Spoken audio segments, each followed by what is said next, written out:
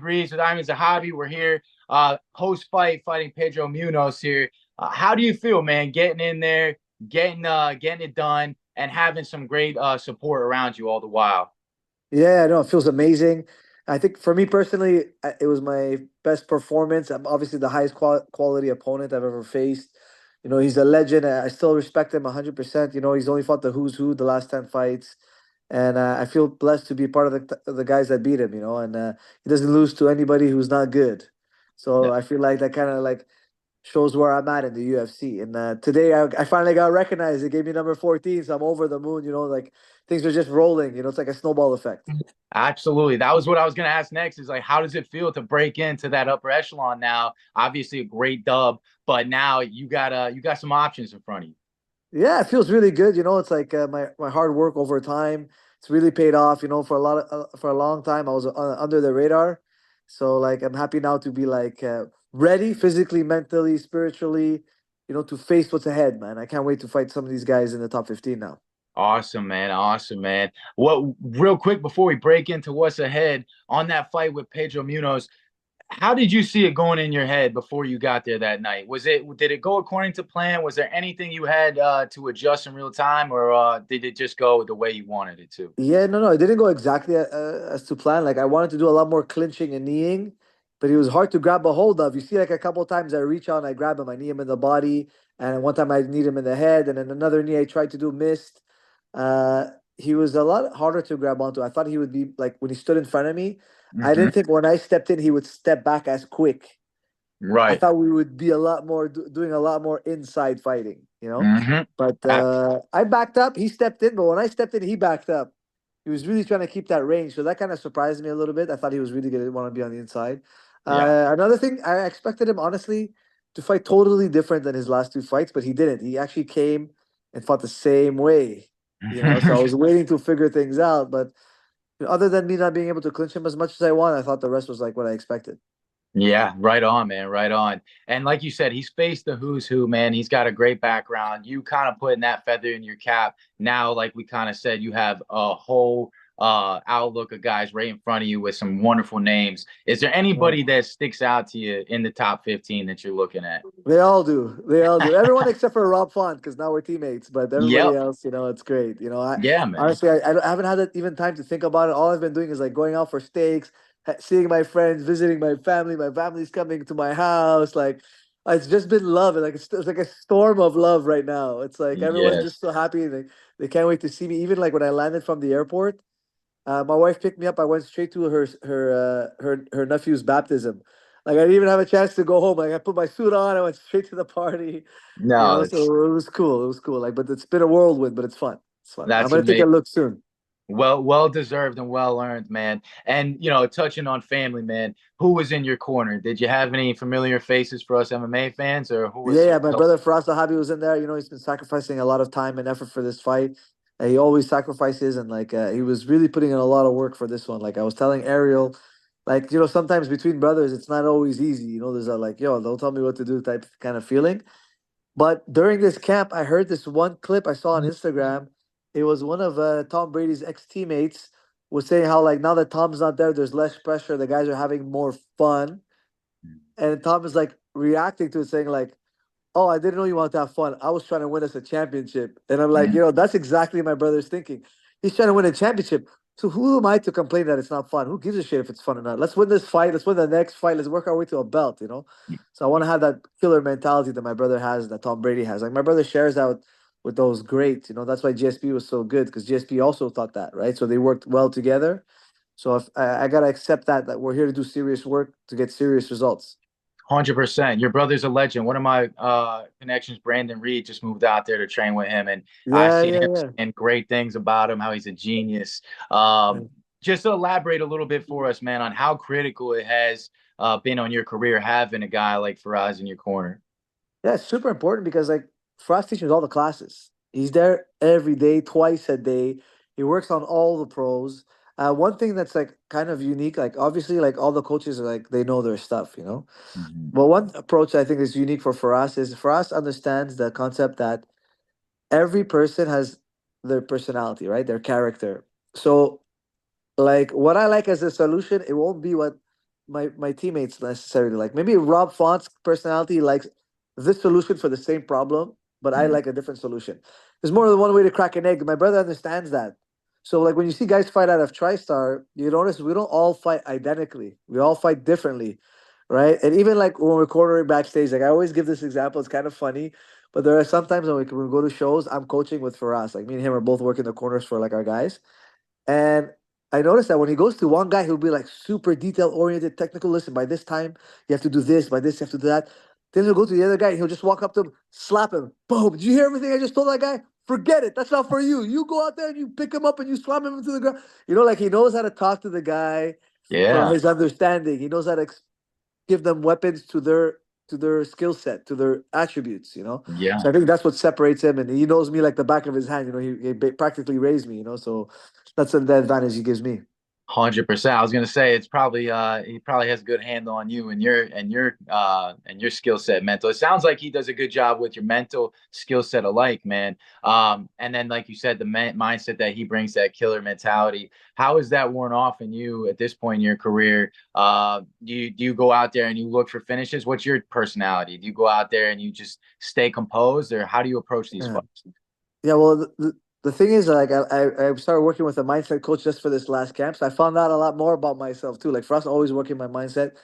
But my mindset coach, mindset Mike, has like a real system about everything, and we basically found like what emotional range I need to be in to perform my best. So Mm, it's not for me personally. I'm not the type of guy who needs to be excited. mm, I just need to be neutral. If I run in my neutral gear, I'll find the finish if it's there because I have no problem throwing a rocket. Like I'll throw a heavy punch, I'll throw a heavy kick, I'll shoot if I need to, like wrestling. I'll do whatever it takes if I see the opportunity. But sometimes, like if I get too excited, I might make mistakes, you know. So I have to not get overhyped. That's one of the things that like I worked on. So I just like to stay even keel, but I'm always hunting for the finish. And like I landed some bombs on Munoz, man. Especially at mm. the end of round three, I hit him with a 1-2, boom. I rolled under his hook, and like you see him, he gets up, he's bloodied and everything. And I was just like, man, this guy can take a punch. I hit him with so many punches that night. It was crazy. Oh yeah, man, we could hear him through the TV. They were thudding. Yeah. I get it. I get it. He's a tough guy to put out. I mean, he's gone against the former champ Sean O'Malley. Didn't get him Yeah. out of there. Obviously, it went weird. But what would you say is a problem that you're bringing to this top 15 that guys got to watch out for with you now? Yeah. I think I don't fit in a box. Like it's funny because one of the guys I was sparring with for this training camp, he's like, bro, it's so weird because he's like a kickboxing champion. He's like the Canadian kickboxing champion. He has like two, three belts. He's like, bro, he's like, you're not really a kickboxer, but you're not really a Muay Thai guy, but you're not really a boxer. He's like, what are you, man? What's going on here? I'm like, bro, I am who I need to be for whoever I'm facing. Like, I like to adapt. I have a high adaptability. I have a lot of keys to a lot of doors. I can unlock so many doors because I can morph myself. I feel like I don't really look the same in all my fights. I'm like hard to study in that sense Hmm. because I'll fight the way I think I need to beat you. Not Hmm. necessarily I always fight the same way. Hmm. You Absolutely. know? Yeah. 100%, man. And then for being on a card with such big star power, big names, you were, probably spending a lot of time with these guys in the media all week. Did that feel new to you? Did that invigorate you? Did that spark anything in you? How was a big fight week like that for you? It was great, man. I mean, for me, honestly, it's starting to feel like it's business as usual. You know, it's I think my eighth fight in the UFC, so I have more fights in the UFC than I had before the UFC. So it Hmm. just feels like regular schedule. You know, everything is cool. Like the one thing that I did new was like the media scrum on the Wednesday Hmm. that I had never done before. But because I'm on a 4 fight win streak, the media was nice. You know, Hmm. so Yep. like I did my first experience on a high. So like Yeah. I thought everything went well. You know, Well, and I enjoyed it. I enjoyed the whole week. Honestly, I felt like I had won before the fight had even begun. Like the training camp went so well. I feel like I was so prepared, and it didn't matter the result. I just wanted to perform well, and I think it was my best performance. and was it the best camp as well? Best camp. Like I was shocked what we went through, man. You can ask Rob Font next time if you ever get to talk to him. But we Hmm. had parallel camps because our fights were only like 2 weeks apart, Hmm. and we both went through hell together. So I think like I got a friend for life now. That's awesome, man. That's awesome. Yeah. And just touch on that. What was the experience like now working with Rob Font? Two high level guys around the same weight. Now you guys can bounce a lot of different weapons off each other. How has it been just being around each other? Oh, he's great, man. He's also helpful. Like he helps me in the way I help him. You know, like we go back and forth. We share ideas, definitely. I get to talk to him, and I get to pull from like his experience fighting big names because he's fought like Aldo, he's fought like Chito Mm-hmm. Vera, he's fought some of the bigger names too as well. And he actually fought Munoz, right? He also fought Munoz. Yeah, so it's nice to pull that from him, like information, what it's like, things like that. But what I like the most about Rob is he's so consistent. No matter Mm-hmm. how tired or how sore he is, he doesn't miss practice, man. He comes in and we trained every day. We didn't miss any practices. We were both showing up. And it was very motivating to have a counterpart who's just as dedicated to his craft as I am. And it was nice to work side by side with someone who I respect, too. And it was inspiring to see that, like, yeah, he changed camps. And obviously, we have our own ideas for problems that, I'm sure he had gotten solutions from other camps. And some things he took, some things he liked better from the old way, which is totally fine. Like, our camps are good. But, like, he was open to like see what our ideas were, which I thought was cool because not everybody is that open to like Mm-hmm. add new skills that they're not sure are gonna work for them. 100%, 100%. And just touching on like how you guys train at TriStar, what do you think makes the gym so successful? Obviously, your brother Firaz, he's a wonderful mind there. What else would you say makes you guys what you are? Bodies, man, bodies. We got so many guys hungry to make it. Like obviously on my weight class we have like tons of 135ers. Xavier Louis, who was in my corner, Louis Sanudakis, so many other guys. 145 stack Arnold Allen. Obviously, I forgot to mention, but Rob Font, Calvin Cater now is on the team, and it Mhm. was crazy because even like for Rob, like as he came, we had so many guys in the room to imitate Kyler Phillips for him, and he was shocked. He was happy, like shocked in a good way, like that, like wow, there are this many guys who could just like replicate the guy I'm gonna fight for me, like, and they're willing to do it because like some guys are doing it even though it's not how they fight, but they're sacrificing their sparring rounds to help Rob out. Mhm, So mhm, like they'll do that style just so Rob gets the rounds in. So that's something I feel like I know it's an individual sport, like when you fight, but one thing we have as a mentality is that we're a team and like we get ready together. mhm, So the different guys will sacrifice when they don't have fights. They'll change their style just to help you get you a look. And I mhm. feel like that the amount of guys we have and how dedicated they are to the idea of the team being successful overall is kind of what makes the gym unique. Amazing, amazing. And something that was kind of a hot topic, man, for a while, especially since COVID, was Canadian MMA in general. A lot Yeah, of even fighters were coming out yeah, saying this shit is beat, things like yeah, that. But we've seen a big splash even on the Contender Series. We're seeing a lot of Canadians make it on the show. How does Canadian yeah. MMA look right now? Well, we have not been on a hot streak. I've been on a hot streak.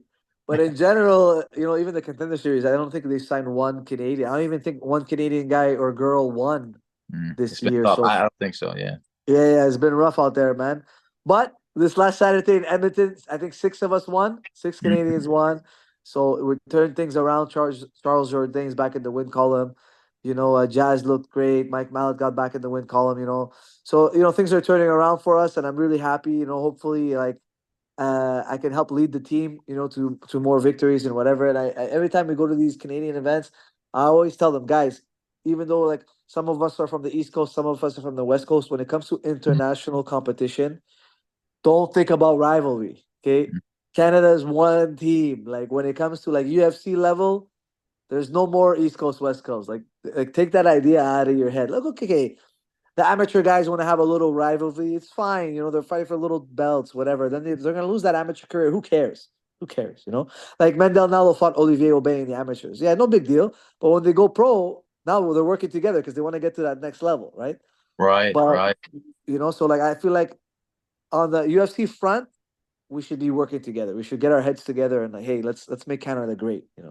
I love that. I love that. And like you said, kind of like the States, you got the East, you got the West. Yeah.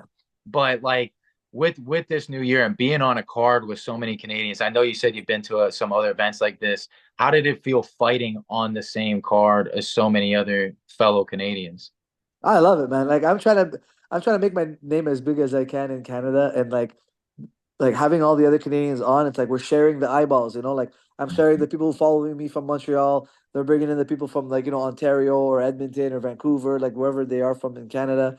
So we get that mix of of followings to see the other talent in Canada. So maybe like we could share fans. You know, it's all about sharing the fans and like growing all our names across the country as one. You know, that's kind of like all the Brazilians. They don't care where they're from, bro. If a Brazilian's on the card, they're all Mhm. rooting for that guy. You know, that's what I So want true. for Canada. You know, and like the French, it's the same thing. The Africans, the Asians, that's what they do, man. If you're from their country, man, they're there for you, bro.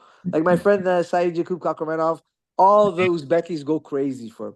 Man, when I fought Javid, you should see what the Afghanis were telling me, man, before the fight, after the fight. It was like I was getting hunted, you know? So Yeah. like we need that in Canada too.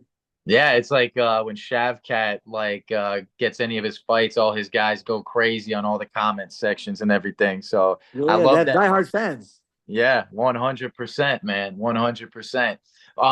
When you got into MMA, obviously it was a different landscape back then.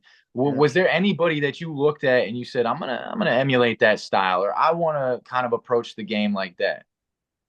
Yeah, like never one person. Obviously, GSP is the king. We Hmm. all wish we could. We all try. None of us can do it, man. We can't copy his style. You know, he like I was telling you before about like just genetics and characteristics, attributes. Like I don't have a lot of physical attributes. Like I don't run fast.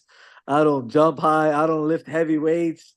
But I like to pick the best things from many different guys. So like instead of having like one role model, because I found that like I can't be like anybody else, man. As much as I wanted to, I can't copy nobody. I have to figure out for my attributes, my personality, my character. So I just pick and choose what I like from different guys and I try to add it to my game. And it was funny because this was like the first time I had a really good fight with like highly successful jab and GSP just complimenting me. So like that was really cool, man. It was really, really Ah, nice. a compliment from GSP on the jab is pretty lofty, isn't it? Yeah, it weighs nice. It weighs nice. Yeah, yeah, 100%, 100%. Going at looking ahead, man, at the current fighters right now, aside from like dream matchups for yourself, who are just some of your favorite guys to watch in today's game? Right now, it's Ilia Topuria, man. Hmm. He's so good. It's crazy how good he is on both like defense, offense, wrestling, striking. It's jujitsu. Like how is he? How he's so well rounded. Like he's surprisingly well rounded. I think he's a really good. He's good everywhere. I think he's fantastic. You know, he's probably like the guy I think right now who can hold on to the belt for a long time. Like if you were to ask me like which champion could maybe clear the division, it's got to be Leah. Yeah, yeah, absolutely, man. Who else you really enjoy watching? There's a lot of guys that I like that they're entertaining. One of my favorite fighters is Dustin Poirier, man. Okay. Like I don't care what anybody tells me, man. I think he's great. He's so fun to watch, so entertaining. Like I was watching his fight against BSD, Hmm. Benoit Saint Denis, and even my wife was getting riled up. She's like, "Stop going for the gilly! What are you doing? Like you're lighting this guy up." But it's like you can't help but love him. You know, like he mixes up the boxing, he's jumping guillotines, he's trying everything. You know, like he's won, he's lost. He has a beautiful story. I think like I like those kind of guys. You know, like who've done it all, and I feel like um you can respect him. Like no matter who you are, you can't deny respect towards Dustin Poirier. He's done everything. He's fought everybody. Yeah, no, absolutely, man. Now back to your weight class. Who are Yeah, some of the guys that maybe not necessarily like you want to match up with, but you've been thinking about, or maybe you like the idea of your style versus their style. What is interesting to you? Because I know some fighters, they got some fights that don't really get them gassed up. Some fights make them feel scared and they get into that. But yeah, is there anything that makes like your hair stand up just or you just curious about how that would look? yeah. You don't want to fight like some of the better guys. You know, I Hmm. like. It would be great to one day to fight. You know, like a Peter Yan, you know, a Hmm. Cheeto, like all these guys, man. All the guys with the big names. Like, it's my dream to be there and fight these big fights. You know, it was funny because like I in the backstage before this fight, my brother was like, "Don't forget, you love this. You love the pain. You love the fear. Don't worry about it." And I was just like, I walked right up to him. I'm like, "I'm living the dream, man." And I grabbed his hand. I'm like, "Don't worry, we got this. Like, I'm here. I'm here for this." I told him I wouldn't want to be anywhere else right now than backstage, ready to walk out and fighting Pedro Munoz. There's nowhere else I'd rather be. And I finally reached that place in my mind where like fighting these guys in the top 15 now, it's exciting. It's not something I dread. It's like man, I made it. I gotta do it bravely. I gotta do it courageously. So I want to fight them. I want to fight them, and I'm excited. And like now that I'm in the top 15, it's all about performance, bro. Hmm. Win or lose, who cares? Like, listen, nobody disrespects Pedro. Let me tell you something. If Pedro walks into there's any gym, Pedro walks in, he gets everyone's respect. And like people are like, oh yeah, but he lost a few fights. Yeah, who cares? You know who he lost to, man? It's like, and he didn't look bad losing to them. Hmm. Hmm. So he fought Aldo. Like he hit Aldo with some shots. He fucking rocked Dominic Cruz. He KO'd Cody Garbrandt. Like Cody Garbrandt was literally the bantamweight world champion at one point. Yeah. You Yeah. know, and so was Cruz. Cruz is probably one of the greatest bantamweight champions of all time. Oh And yeah. like, okay, so he's lost some fights. Who cares? He's only lost to the best guys. So like, even now, the fear of losing is gone. Like, if I'm fighting these guys, who cares? As long as I perform, I'm happy. But if I go in there and like slip on a banana peel or have a brain fart, that's gonna hurt. That's Yeah. really gonna hurt more than anything. But like, I'm excited. 100%, man. And I'm sure it's got to help the mental beating a guy like Pedro, getting here, Yeah. like you earned every single bit of confidence, huh? Yeah. That's one thing. Like I was talking with my mindset coach. I like the way you said that, earning the confidence, because that's what he was talking to me about. Like he's like, you earned your fight against Pedro. He's like, you won your first one, you lost a couple, then you fought your way back. You even took a fight against a guy who missed weight by 4.5 pounds. You KO'd him. Then you just kept facing adversity. You knocked out a guy who had never been KO'd. Mhm. He's like, you earned this place, enjoy it. And then I was like, yeah, you're right. I did earn this thing. And now by beating Pedro, and I feel like I beat him in a really good way too. Like I came out like with almost no damage on my face. My body's healthy, everything is pretty good. So like I'm really, really happy, and it just sets me up to have a good run, I feel like. Mhm. Yeah, no, 100%. And something I'm sure you've probably thought about is, getting these big matchups to your point, whether you win or lose, as long as you don't slip on the banana peel, your stock's going Yeah. up, every Yeah. time you step in with these guys. How exciting is that to just make a name for yourself? It's not only exciting, but it's almost kind of like a relief, Hmm. because like now I'm in a spot now where I've made enough money and things are good, and my ecosystem to be able to support this life, the fight life, Hmm. it's established. My team is rock solid. We're few, but we're strong. I have the connections in terms of like different teammates from not only in TriStar but around the world. Like there's certain guys I can call on that are specialists that I know will come and help me out because they know that I'll come there, and I've done it before for them, and they've done it before for me, and like we've developed this relationship. So like I'm excited to win and keep going and like perform. I'm super excited to perform, and I'm actually looking forward to the next hell training camp that I'm gonna go That's through, awesome. because really I was thinking about it after Saturday night when I won, and like we finished the night and everyone left my hotel room, and it was just me and my friend Neil and my other cornerman Neil Shepard. I told him, man, I can't believe I fought in that stadium for 15 minutes tonight. It's just so incredible. And when I'm old and I'm 50 years old, my favorite memories are gonna be the training camp. Like everybody that came, all the punishment they put me through, but then I ended up going and fighting in a stadium after all that hellish work. Like those are gonna be my best memories. Not watching TV at home on Sunday. It's gonna Hmm. be all the hell that I went through. That's the dream. That's the memory. So like have this all new perspective, and I'm excited to just like be even more free in the octagon. I felt like I had great variety that night because I was so good, and now the next one I feel like it's gonna come out even better. Yeah, no, well said, man. Well said. And in TriStar, like getting ready for this fight, talking about getting beat up on, who are some other guys you want to shout out that helped prepare you for this other than Rob? And are there any upcomers that maybe we should know about at TriStar? Yeah, for sure. Well, Jonathan DiBella is like he was the ONE FC kickboxing champion. He helped me big time for this fight.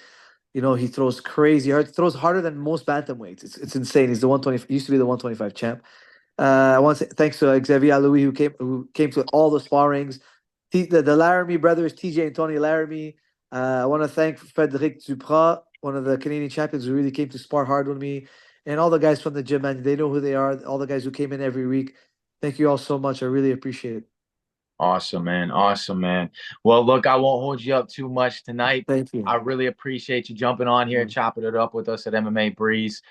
Wishing you the best of luck as you climb the rankings even further and looking forward to seeing you reach that ultimate goal, man. Thank you, bro. I really appreciate you, man. And hey, that was a great interview, bro.